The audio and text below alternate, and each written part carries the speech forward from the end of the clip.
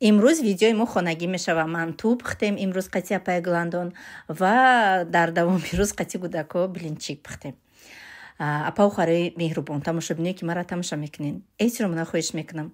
ویدیو معقولتون باشه لایک مونین، کامنتاری خودتون حتما فکر عقیدتون نویسین.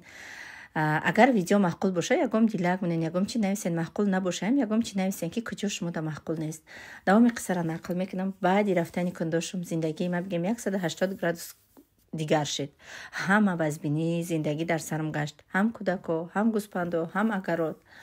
همه کارو باری خانه بگم در سری خدم شد. خیلی کم ترک ما دختری خیلیم کم ترک میخوام که مرا یک کس حرمت کنه. خیلی فایده نمیکرد. صد میگفتم که هیچ فایده نمیکرد. میبرامد میرفت میگفتم دیگه گوسپندا را نگاه نمیکنم، بر فروش ایچی گپای زورم نمیرسه. مایلی میفروشم. میگفت میبرامد میرفت ماهوش کتی نمیومد. چخه نگاه نمیکنیم تا گوسپندا را که او علفشنا نمیدادم. خودم چای سحر من نمیخوردم. ای ساعت 4 سحری من در اوغل بودم که بوده در بالای من خشتمان خسر باشه. اسپید نمیکردم. ریال نه گوسپندا بسیار بودن، کودکو مایده بودن. قطعی او اوقات خونه اسپید نمیکردم. برام قای 4 سحری میخستم تا ساعت 10 بیگه هم در بیرون دادران اینک ده میشد که روزش که 4 ساعت 5 ساعت گوسپندا را من ایدرینی جنگل میکفتم. خلاص گپ شوهرم تاجیکستان راه کشید. گفتم من نمیستم مرم قطعی تاجیکستان میرم. من میخوام که تاجیکستان ببینم. 4 سال شده بود که نرفته بودم. حالی اگه شرکت فابریک شده که مدت سال 10 بارم رفته استم.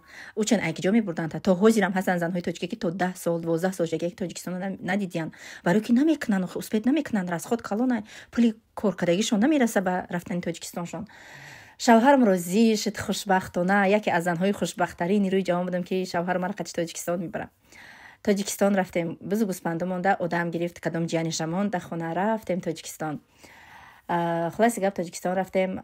راست ایرپورت خونه خچون بردک من شوهرم خونه خشتمانم بردک که در خونهمون اپاهم جانم همه جمع شده بودن. خشت برو که سیدر 4 سال نده میاد که می دو پوشه دیم زدو که نه نمیره. خیلی خودمون خیلی چیزی که شوهر بگه. رفتم خونه خشتمان. پگاه سحر قطعی بروارد که در خونه ما تپک میکنی. مای تپک کردن نمیترسم. من خود دختر شهرم بودم. من اینک در خونه خالم میرفتم، خونه بیبی میرفتم، قد دخترای تقویم قد دخترای خالم تپک میکرد. من نغز میبینم کار غیری اگر آدم دوست میدارم. خیلی بروردیم. اگر باور کنین یک نمو تپک کردیم زمین و زمان تپک گرفت. خیلی بعدی تپک کردن 1-2 روز گذشت با اجازه داد خودش برد خونمون. در خونمون هم 1 روز 2 روز ایستادم که با گرفت آورده که حولیوشون سیمنت بدنه که جوار نداشتن. جوارشون خیلی سنگ پنگ چه در ویدیو دیدین کو او خیلی نبود. گفت که جوارا را باید که سیمنت کنیم. رفت 17 لیمچه سیمنت آورد.